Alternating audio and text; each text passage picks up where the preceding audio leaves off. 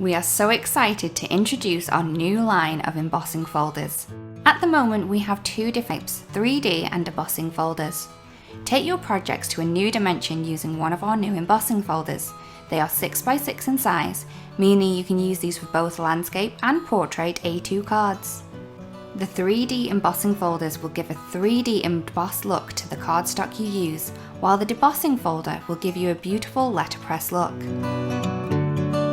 Use these embossing folders to create amazing backgrounds to enhance your handmade projects.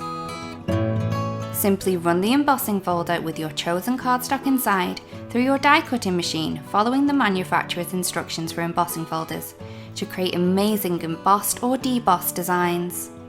We can't wait to see how you use yours.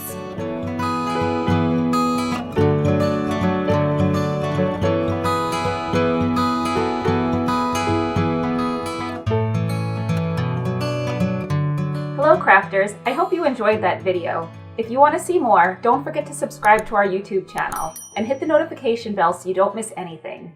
Thanks for watching!